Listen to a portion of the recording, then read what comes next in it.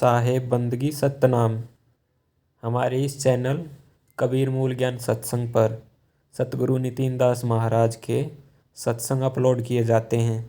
आप ये सत्संग सीधे कहत कबीर सुनो भाई साधो पर भी सुन सकते हैं। आज हम इस सत्संग जिन एको नाम मन बसाई तिन के निकट काल न आई के माध्यम से समझेंगे कि एक पूर्ण गुरु कौन होता है जो काल से छुटा सके।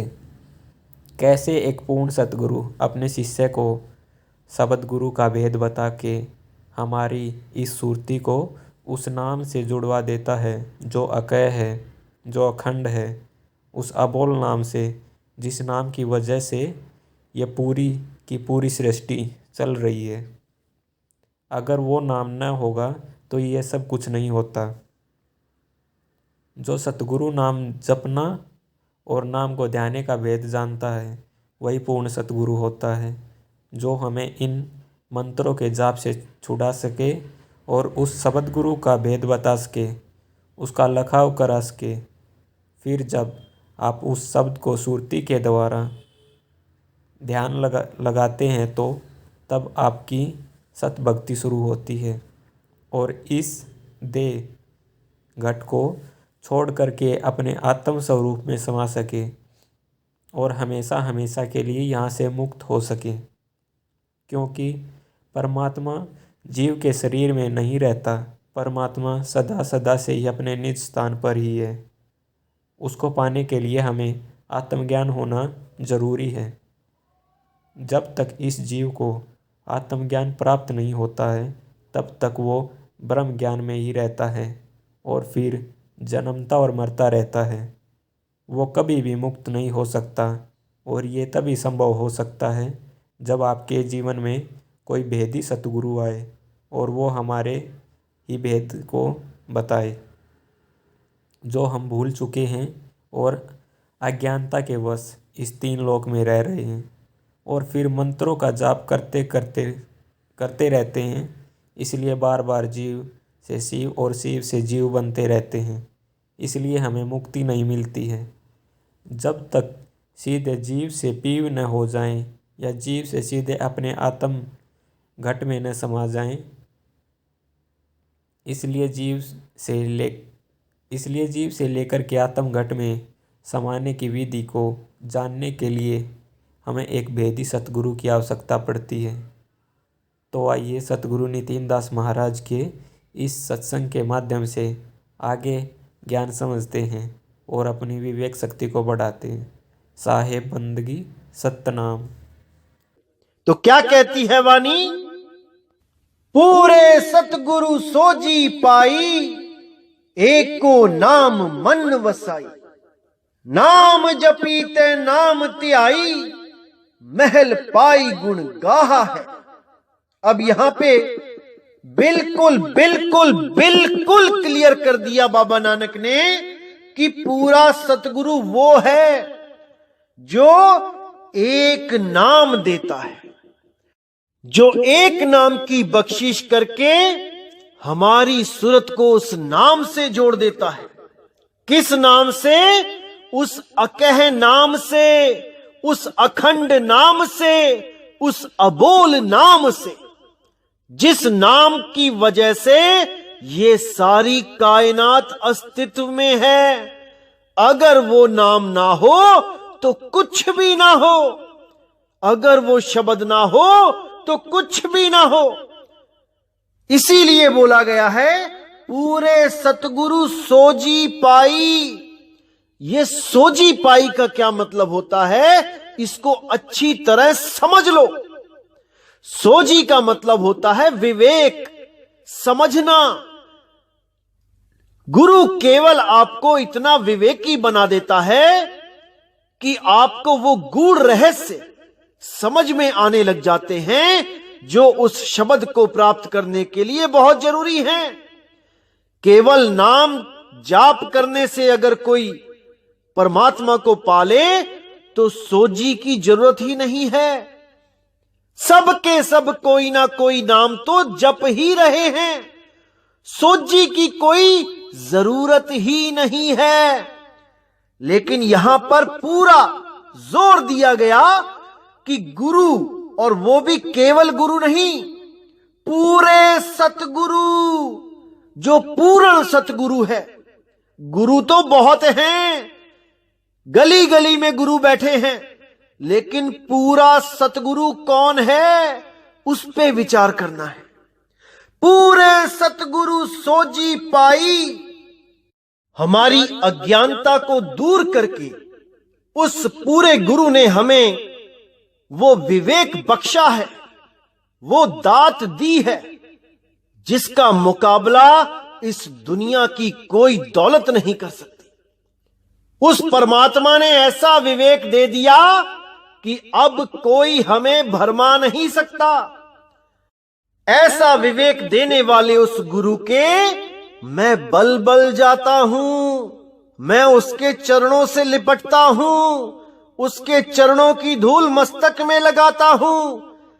अगर मेरे जीवन में ऐसा पूर्ण विवेकी संत महात्मा आ जाए तो मेरे धन्य भाग हैं, जो मैं उस चीज को समझ पा रहा हूं जो बड़े बड़े ऋषि मुनि पीर पैगंबर महात्मा नहीं समझ पाए।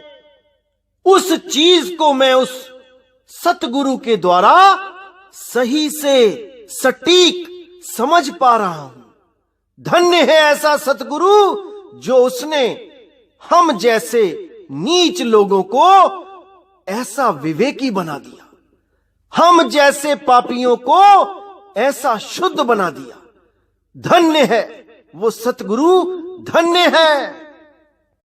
तो आगे कहते हैं, नाम जपीते नाम ते आई, महल पाई गुण गाहा है।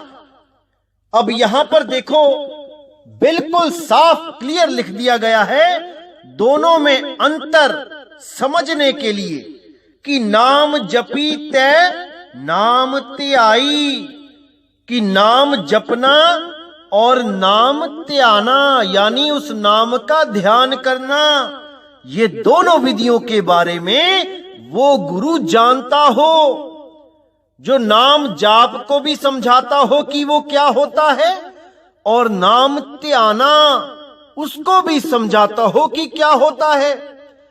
वही पूर्ण गुरु है। इसीलिए बोला, जिन्ही नाम त्याया और गए मसक्कत काल, नानक ते मुख उजले केती छूटी नाल। कि वो सतगुरु केवल नाम जपवाता नहीं है, कि राम राम करवा दिया, कि अल्लाह अल्लाह करवा दिया, कि वाहे गुरु करवा दिया। नहीं मेरे भाई, वो सतगुरु नाम को ध्याता है और उसको ध्यान करने की ही विधि बताता है। जब उस नाम को ध्याने की विधि आप जान जाते हो, तब वो भक्ति शुरू हो जाती है मेरे भाई, जिसको सार भक्ति बोला गया है, जिसको सत्य भक्ति बोला गया है। क्योंकि उसमें असत्य कुछ भी नहीं होता, उसमें नकली कुछ भी नहीं होता। नकली क्या होता है? ये जितने भी नाम हैं, ये जितने भी अक्षरों के नाम हैं, ये सब नकली नाम हैं, नकली। ये इंसानों के द्वारा बनाए गए हैं। इसीलिए बोला गया, कीर्तम नाम कथे तेरे जिहिबा, सत्य नाम तेरा परापुर बला। कि जितने भी नाम जीवा से बोले जाते हैं, जितनी भी प्रेयर, जितनी भी प्रार्थनाएं इस जीवा से बोल के की जाती हैं, वो सब मैन मेड हैं, वो सब इंसानों के द्वारा बनाई गई हैं। लेकिन उस सच्चे परमात्मा की सच्ची भक्ति, सच्चा नाम इंसान के द्वारा नहीं बनाया गया है, वो परमात्मा के द्वारा बनाया गया है। वो स्वयं सिद्ध है, वो किसी भाषा का गुलाम नहीं, किसी अक्षरों का गुलाम नहीं, किसी देश का गुलाम नहीं। वो तो सर्व निरंतर एको सोई, वो इस सिद्धांत पे रहता है। वो एक, वो सब में रमता है, वो एक हर घट में रमता है। बस उस आत्म घट की पहचान करनी है मेरे भाई, उसको जानना है, ताकि तुम इस देह घट से न्यारे हो सको और आत्म घट को चीन के उसमें सदा सदा के लिए स्थित हो सको, ताकि तुम्हारा बार बार जन्म ना मरना सदा सदा के लिए समाप्त हो जाए मेरे भाई, सदा सदा के लिए समाप्त हो जाए। इसीलिए सारे गुरु साहिबान पूरा जोर लगाते हुए कहते हैं कि आत्म में राम, राम में आत्म, चीनस गुरु बिचारा। कि अगर तुम उस राम को ढूंढना चाहते हो तो अपनी आत्मा में ढूंढो, उस आत्म घट का भेद प्राप्त करो और अपनी सारी सूरत को उस आत्मा में लगा दो, जिसके लिए गीता में बोला गया अध्याय 3 के श्लोक 17 और 18 में कि हे अर्जुन, जो भी उस आत्म ज्ञान को प्राप्त करने के लिए तत्पर हो जाता है, जो भी उस आत्म ज्ञान को प्राप्त करने के लिए कदम उठा देता है, उसके लिए बाकी धार्मिक गतिविधियों को करने का कोई मतलब नहीं रह जाता। कोई मंत्र नहीं, कोई तंत्र नहीं, कोई पूजा पाठ नहीं, कोई मंत्र साधना नहीं, कोई यज्ञ नहीं, कुछ नहीं, कोई जप तप व्रत नित्य नेम कुछ भी नहीं, केवल और केवल अपनी आत्मा में स्थित हो जाना है। और अगर ये बताने वाला कोई गुरु आपको मिल जाए तो मेरे भाई तन मन धन उस पर वार दो, क्योंकि वही एक पूरे जहान में ऐसा शख्स है जो आपको इस जन्म मरण से निकाल सकता है।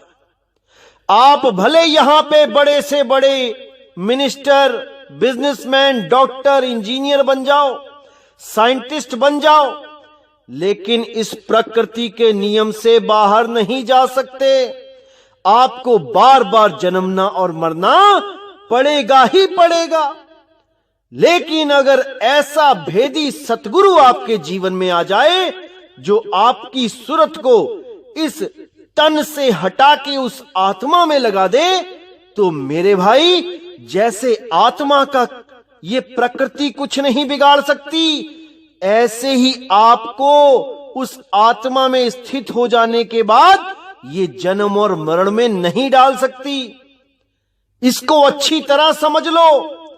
जब तक आपको आत्म ज्ञान नहीं हो गया, आप ब्रह्म ज्ञान में ही रहोगे, और ब्रह्म ज्ञान में रहोगे तो जीव अवस्था में आना ही पड़ेगा, क्योंकि ब्रह्म ही बार बार शरीर धारण करके जीव संज्ञा को प्राप्त होता है, और जीव ही बार बार भक्ति करके ब्रह्म को प्राप्त करता है।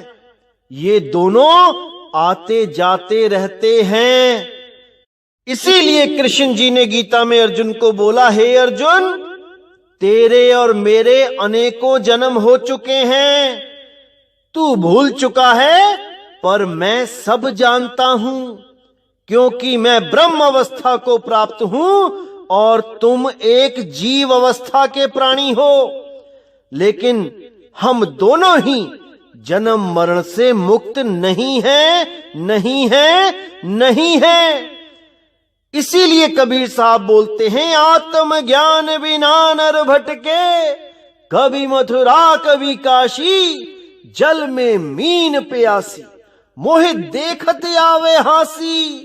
कि जब तक आप उस आत्मा में स्थित नहीं हो गए, आप बार बार जीव से शिव होते जाओगे और बार बार शिव से जीव होते जाओगे। मुक्ति नहीं मिलेगी मेरे भाई, नहीं मिलेगी। जब तक आप जीव से सीधा पीव अवस्था को नहीं पहुंचे, तब तक आपको मुक्त करने वाला कोई नहीं, कोई नहीं। इसीलिए उस सतगुरु के बल बल जाओ जो आपको जीव अवस्था से सीधे आत्म अवस्था तक पहुंचाने की बात करता है। ब्रह्म अवस्था में नहीं जाना है, इस इंगला पिंगला सुषमना में नहीं जाना है। समझ जाओ मेरे भाइयों, इसको समझ जाओ। इसीलिए कबीर साहब ने बोला, जीव शिव सब प्रगटे, वै ठाकुर सब दास, कबीर और जाने नहीं, एक राम नाम की आस। अब कितना साफ क्लियर कर दिया साहिब ने कि जीव शिव सब प्रगटे। ये जीव भी प्रकट होता है, ये शिव भी प्रकट होता है, ये ब्रह्म भी प्रकट होता है और जीव भी प्रकट होता है। वह ठाकुर सबदास, जो ब्रह्म अवस्था में पहुंच गया वो तो मालिक बन जाता है तीन लोक का, और बाकी जितने होते हैं वो दास कहलाते हैं। लेकिन इन दोनों में से मैं किसी को नहीं जानता, कबीर और जाने नहीं, एक राम नाम की आस। वो मेरा राम, वो इन दोनों से न्यारा है, वो इन दोनों से भिन्न है। उसको अगर जान लिया तो जीव और शिव इन दोनों से छुटकारा हो जाएगा। मेरे भाइयों समझ जाओ इसको। अगर आप इससे छुटकारा नहीं ले पाए तो आपको बार बार इसी मृत्यु लोक में जन्म लेना पड़ेगा, बार बार इस मिट्टी की देह में आना पड़ेगा, बार बार इस जन्म और मरण का महादुख उठाना पड़ेगा। अच्छी तरह समझ लो मेरे भाइयों। तो आगे कहते हैं, सेवक सेवही मन हुकुम अपारा, मन मुख हुक्म न जान ही सारा। हुक्म मन ने हुक्म वड्याई, हुक्म बेपरवाह है। यानी जो सेवक है वो उस सार को जानता है, उस हुक्म को पहचानता है। हुक्म का क्या भाव है यहां पे? सही साधना का हुक्म, सच्ची भक्ति करने का हुक्म, और उस हुक्म को पहचाने बिना कोई भक्ति कर ही नहीं सकता। उस हुक्म को जाने बिना किसी की मुक्ति हो ही नहीं सकती। इसीलिए नानक साहब ने बोला, नानक हुक्म पछाण के तौ जा खसमे मिलना। उस खसम में मिलने से पहले उस खसम को जानना पड़ेगा, उस हुक्म को जानना पड़ेगा। बिना हुक्म पहचाने कोई मुक्त नहीं हो सकता। उसी हुक्म की बात यहां पे हो रही है कि सेवक सेवही मन हुक्म अपारा। उस अपार ज्ञान का जो हुक्म है उसको सेवक जानेगा पहले। मनमुख हुक्म ना जान ही सारा। जितने भी मनमुखी होंगे ये उस हुक्म को जान ही नहीं पाएंगे कि वाणियों में हुक्म दिया क्या जा रहा है, क्या करने को बोला जा रहा है। ये सब अपने अपने बनाए मंत्रों को इन ग्रंथों में सिद्ध करके इसी में जीवों को उलझा देंगे, इसी में जीवों को उलझा देंगे। और जीव सोचेंगे हमारे गुरु ने तो ग्रंथों में से प्रमाणित मंत्रों को निकाल के पकड़ाया है हमें, जबकि ये सारे के सारे मंत्र इंसानों के द्वारा बनाए गए हैं, उन्हीं ऋषि मुनियों के द्वारा बनाए गए हैं जो खुद ही ये मंत्र जप के पार नहीं हो पाए। वही मंत्रों को निकाल निकाल के आज के अधूरे गुरु आपको दे देते हैं। इसीलिए कबीर साहब को यहां आना पड़ा कि ये तंत्र मंत्र का जाल तोड़ दिया जाए। अरे तंत्र मंत्र सब झूठ है, इनमें न उलझे कोई, सार नाम जाने बिना कागा हंस न होए। उस सार नाम को जाने बिना सबके सब कौवे ही रह जाएंगे, कोई भी हंस नहीं हो पाएगा। इन्हीं मंत्रों के लिए, इन्हीं 52 अक्षरों के लिए बोला, अरे 52 आखर जोरे आन, सकिया न आखर एक पहचान। उस एक अक्षर को, उस एक नाम को, उस एक अडोल अबोल नाम को कोई नहीं जान पाया। सबके सब 52 अक्षर में ही उलझ गए। इसीलिए बोला 52 आखर जोरे आन, सकिया न आखर एक पहचान। उसको पहचानना होता है मेरे भाई। वो धुन कैसी है उसको पहचानना पड़ेगा। अगर उस धुन को पहचानते हो तब तो सही धुन से सुरत को जोड़ दोगे, नहीं तो काल के द्वारा जो धुनें चलाई जाती हैं इस खंड ब्रह्मांड में, उन्हीं धुनों को सुन सुन के जीवन बर्बाद कर दोगे।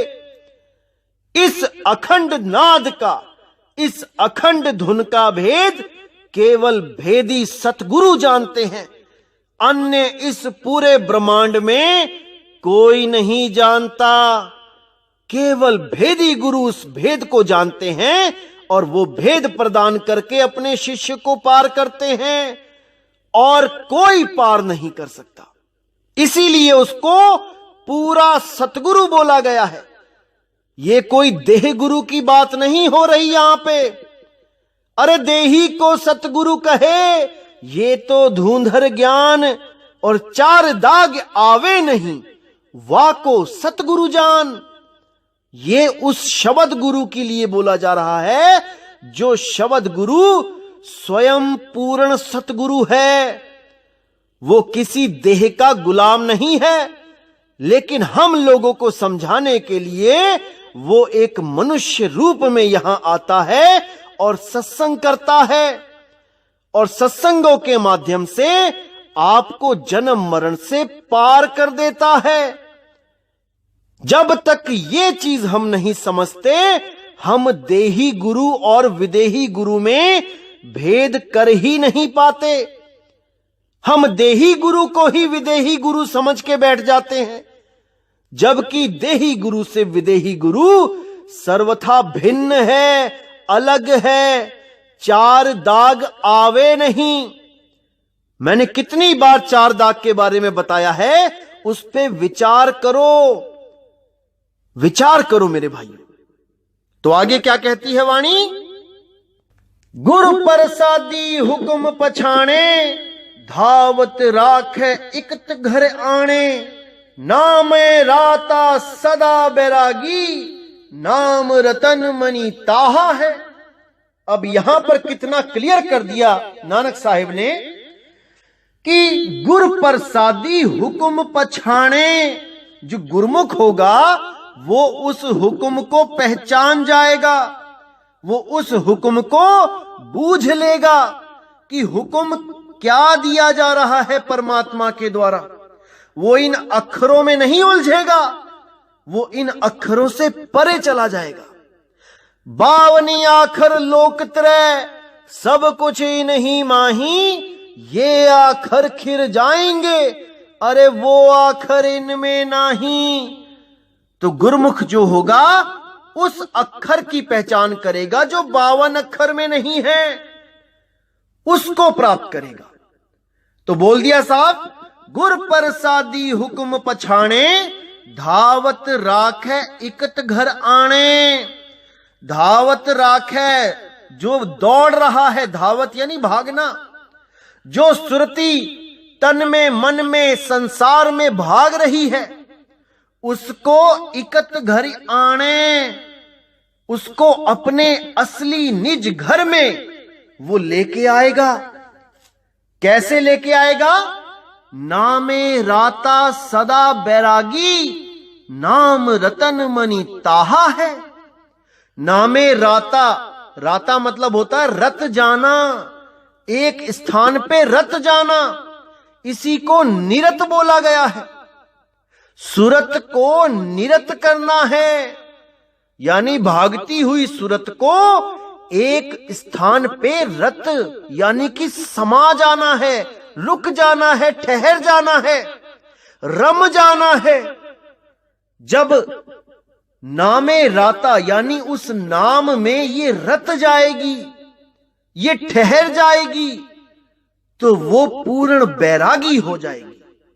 नामे राता सदा बैरागी, नाम रतन मनिताहा है, उसको वो नाम रतन मिल जाएगा, ना कि उस रतन का नाम मिलेगा। इसमें बहुत गहराई है मेरे भाई, समझना पड़ेगा। उसको स्वयं परमात्मा मिलेगा गुरु के द्वारा, और उस परमात्मा में सूरत को रमाना है।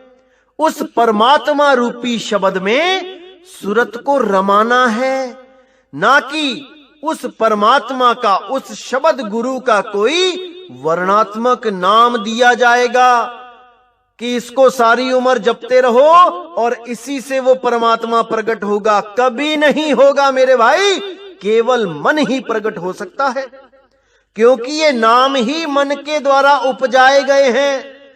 किसी के मन ने इसको हिंदी में बना दिए नाम, अंग्रेजों के मन ने उसको अंग्रेजी में नाम बना दिए, अरब देश वालों ने अरबी के नाम बना दिए मन के अनुसार, जापान वालों ने जापानी नाम बना दिए। सब अपने अपने मन के अनुसार इन मनमुखी नामों को बना के इन्हीं का जाप करने लगे। इसीलिए ये मन के दायरे से बाहर नहीं हो पाए, बार बार जन्मना मरना पड़ा। इसी के लिए साहिब ने बोला, एक दो छोड़ो, कोटि नाम संसार में, करोड़ों नाम संसार में है, कोटि नाम संसार में, इनसे मुक्ति ना होए। गुप्त नाम सतपुरुष का, वो बूझे बिरला कोई, उसको कोई बूझेगा बिरला, कोई बिरला ही हंस बूझेगा, नहीं तो सब के सब अविवेकी लोग नाम जप जप के अपना अनमोल जीवन बर्बाद कर जाते हैं। और परमात्मा के नाम पे उनको क्या मिलता है? केवल ज्योत स्वरूपी मन, जो उनके गुरुओं का चेहरा धारण करके आ जाता है और उन लोगों को भ्रमित कर देता है, और वो लोग ये सोचते हैं कि हमें परमात्मा मिल गया, हमें हमारा गुरु मिल गया शब्द रूप में, नूरी स्वरूप में। अरे मेरे भाई, यही महाजाल है। वही नूरी स्वरूप का गुरु उनको खंड ब्रह्मांड की सैर कराता है, उन रूहानी मंडलों में घुमाता है, और यही जड़ वस्तुएं जो आप अपनी आंखों से देखते हो, खंड ब्रह्मांड, सूरज चांद सितारे, यही आपको अंदर दिखा दिए जाते हैं। जो पिंडे सो ब्रह्मंडे, और इन्हीं को सत्य मानकर आप ये सोच के बैठ जाते हैं कि हमें तो परमात्मा मिल गया, और यही जन्म मरण में धक्के खाते रह जाते हैं। इसी के लिए कबीर साहब ने बोला है कि भाई वो देह गुरु नहीं है। इसीलिए साहिब ने बोला, तुम सो कहो जो नाम विचारी, अरे ज्योति नहीं वो पुरुष ना नारी। ना तो वो ज्योत है, ना वो कोई पुरुष है, और ना ही वो कोई नारी है नारी। इनमें से वो कुछ नहीं है। वो तो एक अखंड नाम है, अखंड धुन है, अबोल नाम है, अडोल नाम है। आत्मा अडोल ना डोलई, वो कभी नहीं डोलती। उसी को प्राप्त करना है मेरे भाई, उसको प्राप्त करके ही आप परमात्म पद को प्राप्त कर सकते हो। जब लग नहीं चीनोगे आत्म, तब तक ना मिली है परमात्म। पहले आपको आत्म स्वरूप में आना ही होगा, तभी आप परमात्म स्वरूप तक पहुंच सकते हो, अन्यथा कदापि नहीं। तो आगे कहते हैं, सब जग मही वर्तै एको सोई, गुर पर सादी प्रगट होई। सबद सलाही सेजन निर्मल, निज घर वासा ताहा है। सब, अब कितना क्लियर कर दिया यहां पर नानक साहिब ने। अगर आप समझेंगे तो हर चीज समझ में आएगी। तो क्या कहते हैं? सब जग महावर्ते एको सोई, गुर प्रसादी प्रगट हुई। यानी वो एक पूरे संसार में हर घट में रमता है, वो सब में समाया हुआ। गुर प्रसादी प्रगट हुई, वो प्रगट तब होता है जब गुरु की दया हो जाती है। नामदान रूपी प्रसाद जब मिल जाता है तब वो प्रगट हो जाता है। प्रगट तो वो है ही, लेकिन हमारी सूरत वहां तक पहुंच नहीं पा रही, इसलिए है प्रगट पर दिखत नहीं। वो प्रगट होता हुआ भी गुप्त होता है, लेकिन जब सूरत को शब्द का भेद मिल जाता है तो वो उसको प्राप्त कर लेती है। तो कहते हैं शब्द सलाह से जन निर्मल निज घर वासा ताहा है, कि फिर उस शब्द से ये सूरत जब अटैच हो जाती है तो निर्मल हो जाती है और अपने घर वापस चली जाती है, अपने निज घर में वास मिल जाता है इसको। सदा भगत तेरी शरणाई, अगम अगोचर कीमत नहीं पाई। सदा सदा के लिए भगत तेरी शरण में चला जाता है और उस अगम अगोचर अनुभव की कोई कीमत नहीं होती। उस परमात्मा के नाम को कोई मोल में नहीं तोल सकता। ज्यों तुद पावही त्यों तू राखही, गुरमुख नाम त्याया है। वो जैसे हमें रखता है हम उसी में खुश रहते हैं। तेरा पाना मीठा लागे, उसी में हम, चाहे वो सुख हो चाहे वो दुख हो, उसी में हम उस मालिक को याद करते हैं, उस मालिक से फरियाद करते हैं कि मुझे ये सुख दुख नहीं चाहिए, मुझे केवल और केवल मालिक आप चाहिए। परमात्मा से केवल परमात्मा को मांगना है मेरे भाई। इन सुखों को, झूठे सुखों को, झूठे आनंदों को नहीं मांगना है, उससे केवल उसकी ही डिमांड करनी है जिससे परम आनंद की प्राप्ति होती है। तो कहते हैं सदा सदा तेरे गुण गावा, सच्चे साहिब तेरे मन पावा। यानी कि हमेशा हमेशा मैं तेरे ही गुण गाऊंगा, चाहे तुम कैसे भी मुझे रखो, चाहे गरीबी में रखो, चाहे अमीरी में रखो, चाहे जैसे मर्जी रखो, मैं केवल आपके ही गुण गाऊंगा मेरे मालिक, केवल आपके। सच्चे साहिब तेरे मन पावा। मेरी एक ही अरदास होगी आपसे कि बस मैं आपको भा जाऊं, आप मुझको अपना लो। बस मेरे दिल की यही अरदास है और मुझे इस संसार से कुछ नहीं चाहिए। सच्चे साहिब तेरे मन पावा, नानक साच कहे बेनंती, सच देव सच समाहा है। मतलब कि नानक साहब कहते हैं कि नानक साच कहूं बेनंती, कि मैं सत्य बोलता हूं, उस परमात्मा से बेनती करके बोलता हूं कि हे मेरे परमात्मा, तुम सत्य स्वरूप हो, तुम सत्य पुरुष हो। इस दुनिया में सत्य का प्रचार केवल आप ही करने आते हो, केवल आप ही सत्य दे सकते हो। सच देवहु सच समाहा हो।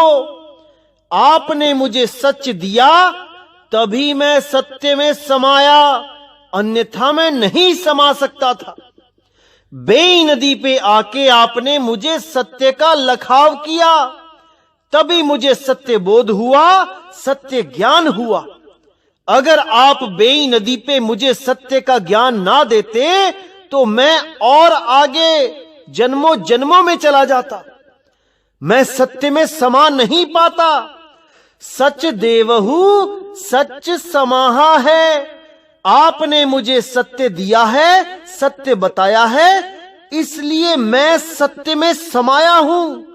आपका लाख लाख बार, कोट कोट बार धन्यवाद करता हूं, चरण वंदना करता हूं कि आपने इस दास को चुन लिया और सत्य के साथ जोड़ दिया मेरे मालिक, जोड़ दिया। नानक नीच कहे विचार, धानक रूप रहा करतार।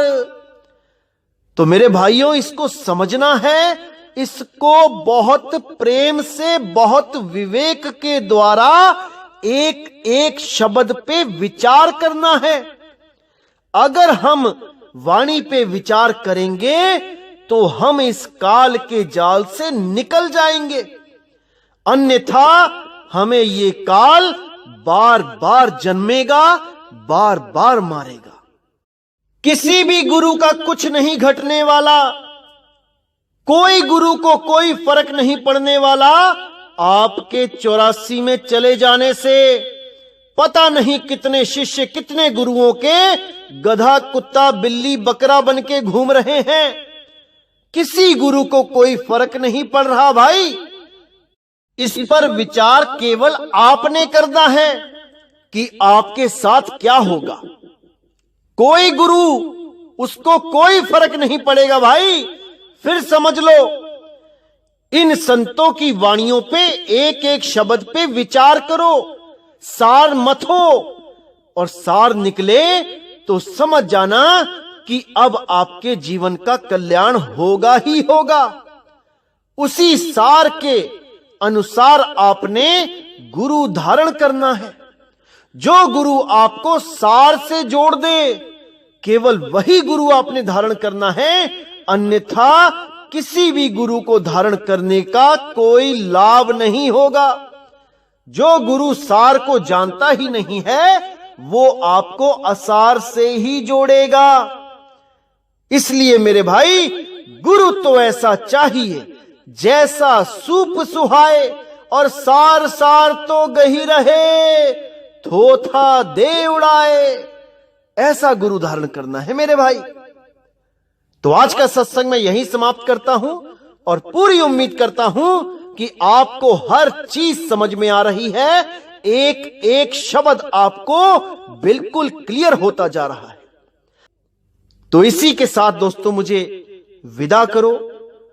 जय गुरु बंदी छोड़ वैराग साहिब, जय गुरु बंदी छोड़ साधु शरण साहिब, जय गुरु बंदी छोड़ बाबा नानक साहिब, बाबा गुरु अंगद देव साहिब, बाबा संत पलटू साहिब, भीका साहिब, बाबा नामदेव जी, रविदास जी महाराज, मेरे सभी प्यारे संत।